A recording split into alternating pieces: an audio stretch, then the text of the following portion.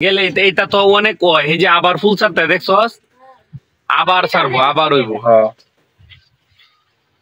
দেখেন মাশাআল্লাহ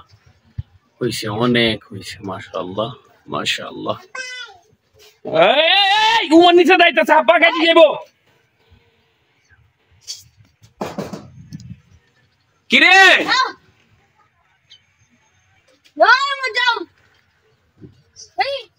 ওয়াও মাশাআল্লাহ